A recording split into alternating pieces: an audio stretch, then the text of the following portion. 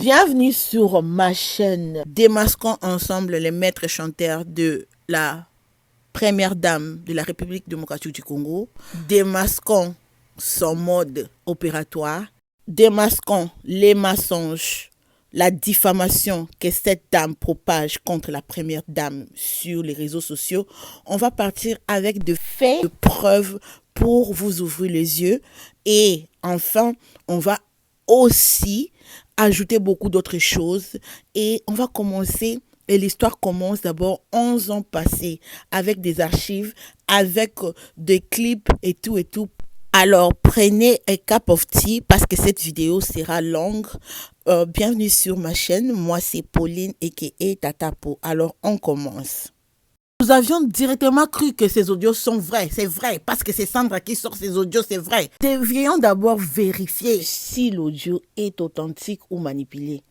Parce que nous tous, nous étions choqués, même moi y compris. J'ai fait ma première vidéo, vous avez vu.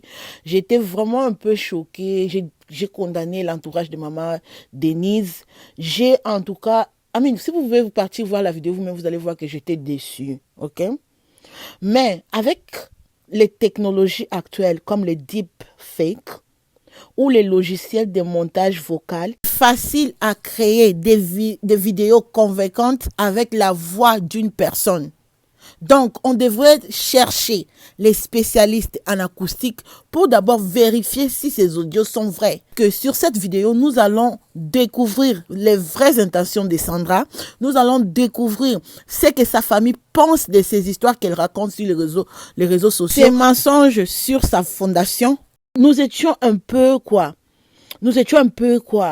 même moi, nous étions un peu rapides directement à condamner sans d'abord nous poser la question, est-ce que il peut y avoir une note vocale, par exemple de maman Denise, mais tous ces autres notes qu'elle fait du genre que, parce que si vous regardez les notes, il n'y a pas vraiment de contexte dans d'autres vocales qu'elle est en train de sortir.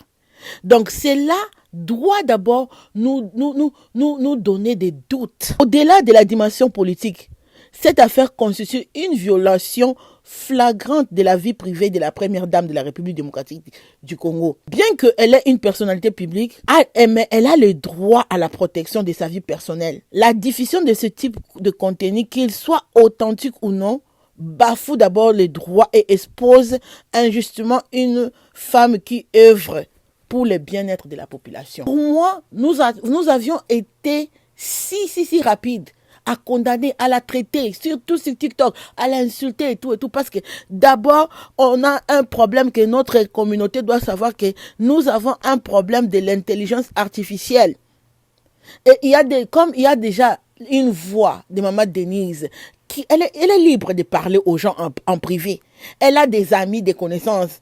Par exemple, l'audio là où elle se plaignait de la gestion du pays, elle parlait à une personne. Ce sont ses amis, elle a droit à parler. Il n'y avait rien de mauvais sur l'audio.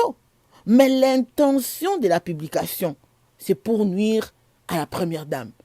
Et aussi, si déjà il y a cette note vocale de la première dame, avec de l'intelligence artificielle, c'est facile à éduquer l'intelligence artificielle, à copier la voix, afin de dire de n'importe quoi. Alors, plongeons sur Toko Tanamozindo, ya Oyo Bengami Sandra Oyo, c'est elle qui va faire chuter le pouvoir de Fachi. Sur cette vidéo, cette dame est passée, ça fait 11 ans qu'elle est passée sur B1, là où elle est passée nous dire qu'elle a été, comme vous êtes en train de voir sur l'écran, lorsqu'elle était petite. Même les journalistes étaient choqués parce que lorsqu'elle racontait cette histoire qui est traumatisante, la dame riait. Elle avait le sourire sur le visage. Ça, c'était le body language que moi j'ai retenu. Comment est-ce que tu as vécu des choses pareilles? Mais regardez sur l'écran. Elle est en train de raconter l'histoire en riant. Mes chéris, je vous connais, hein? Vous allez dire, ouais, Tatapo, regarde, chacun a sa manière de faire, tu es en train de la juger, il faut croire aux femmes. Elle a le courage de dire, je ne veux même pas toucher dans ça.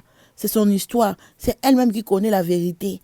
Mais je vous dis juste de regarder le body language. Parce que j'ai raconté mon histoire, j'ai écrit ce livre pour conforter les autres filles qui passent. Body language, il faut regarder.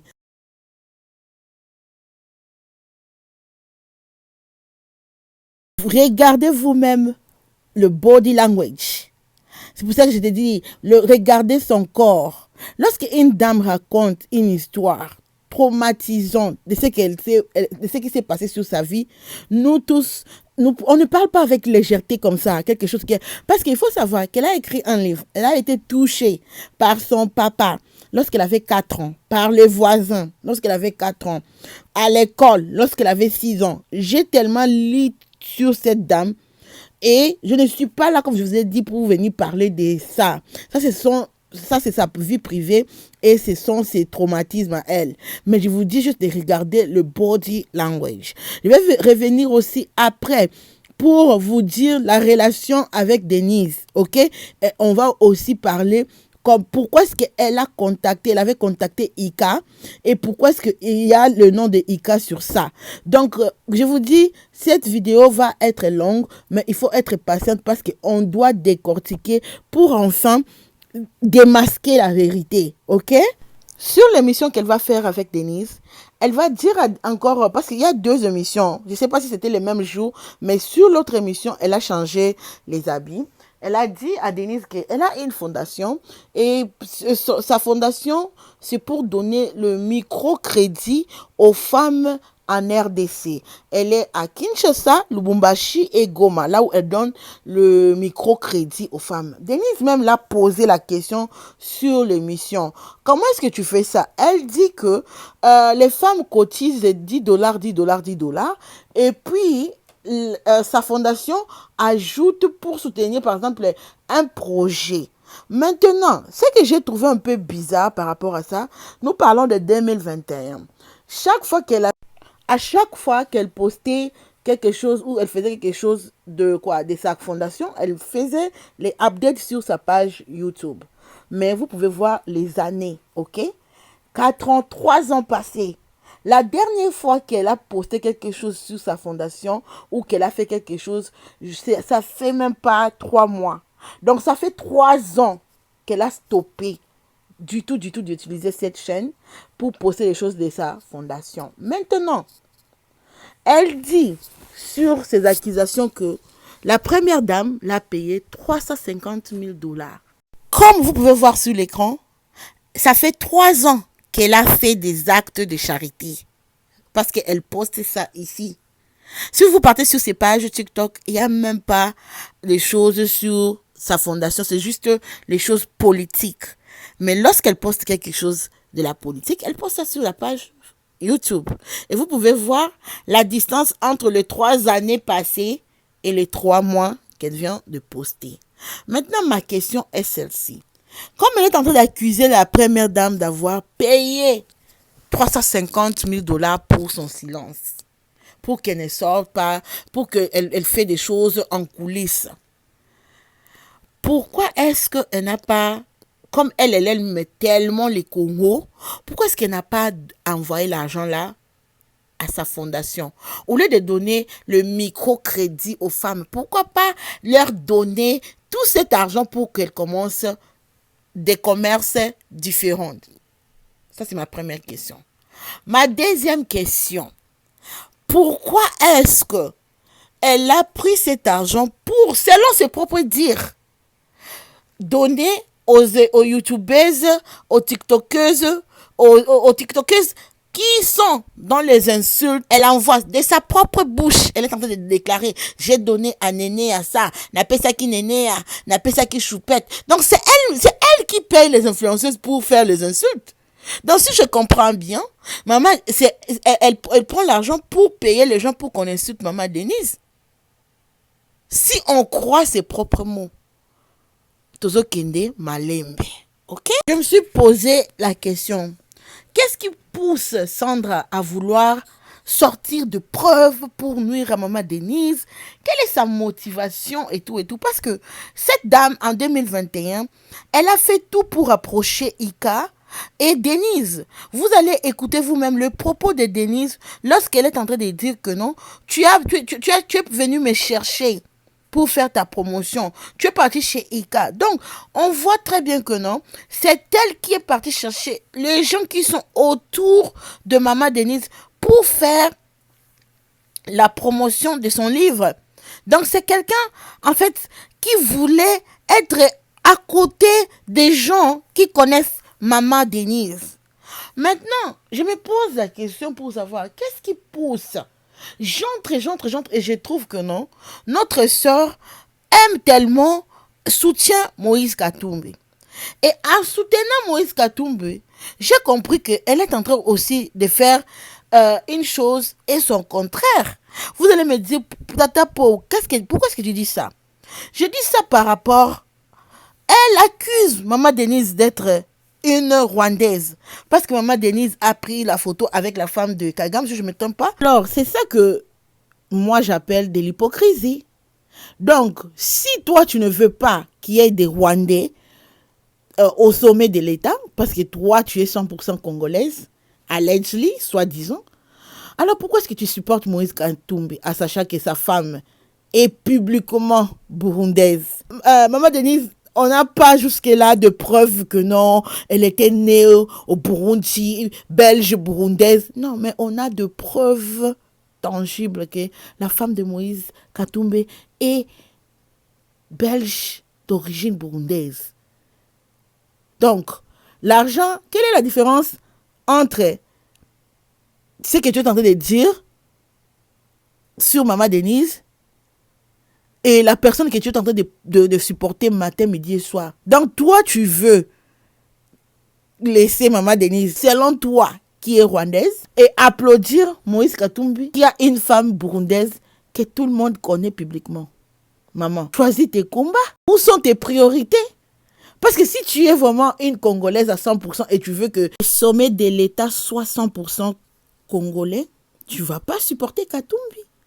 Parce que sa femme, vraiment, sa nationalité est publiquement burundaise. Donc, je ne vois pas à quoi bon Moïse Katumbi est plus mieux que le président Fachi. Mais pour moi, je sais que Maman Denise est 100% congolaise. Donc, Fachi est de père et de mère. Une autre chose, mes chéris, on va un peu jouer la vidéo de sa propre sœur. Vous vous rappelez de l'histoire que non, son père l'a touché et tout et tout. Comme j'avais dit, je ne vais pas entrer dans ça parce que Maman Denise soutient les femmes qui sont passées dans le trauma pareil, ok? Mais je veux juste qu'on écoute un peu la vidéo de sa petite sœur. Ata mukolo moko te bandeko nyonso babima baya koloba. Muko papa vanda bwalobi te Sandra na viola kiyo ya Sandra. Kita mama, kita. Omonde bazo utiliser ko lukaka batu, opesa mbongo po basa bafo ba histoire mabe ya ba viol et tout. Lelo na komo omona ke eza yo moko ndozo tourner wana. Eza yo moko. Mama, lokute mema mute pa ite. Lokute mema ke mute pa ite tika papa na yo apema na kimia. Tika papa na yo apema na kimia. Mama pemisa papa. Papa za ya kosambwa na ba internet soit disant viola kiyo.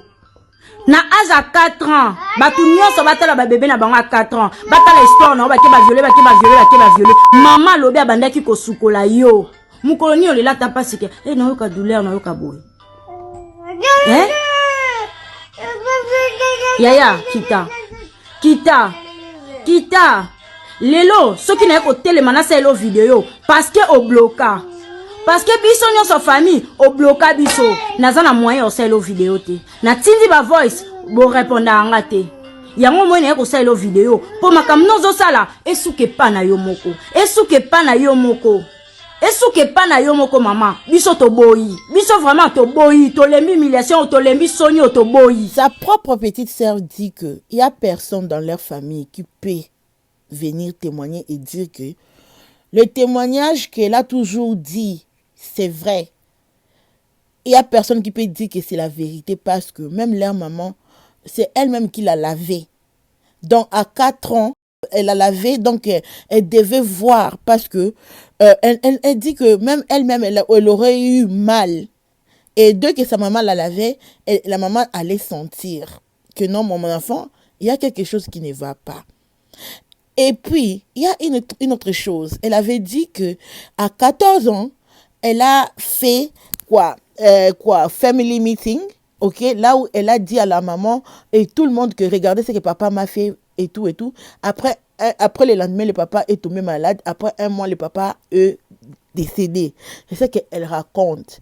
Alors la sœur est en train de dire que non, cette histoire-là, ça ne s'est jamais passé comme ça.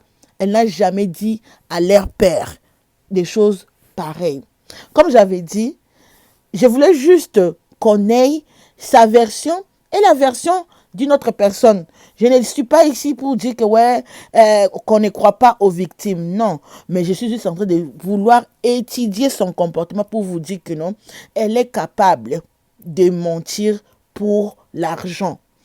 Et une autre chose, sur l'intelligence artificielle, la personne qu'elle soutient, Moïse Katumbi, a tellement dépensé beaucoup d'argent chez les TikTokers et elle-même, elle était parmi les gens qui versaient l'argent de la campagne aux TikTokers, ok? Donc, Moïse Katumbi vient aux États-Unis tout le temps. Je dis ça allegedly. Donc, il est capable de donner l'argent pour l'intelligence artificielle allegedly. Alors ça, c'est la première partie de cette vidéo parce que la vidéo est tellement longue, j'ai décidé de couper. Deuxième partie, nous allons avoir tous les statements, ok? La réponse de Madame Hamida Chatur sur son nom par rapport à Madame Sylvie Moulumba sur les soi-disant audios que les gens sont en train d'écouter sur les réseaux sociaux. Et on va venir avec l'histoire de soi-disant Maman Denise avait envoyé les gens pour casser la maison de Sandra.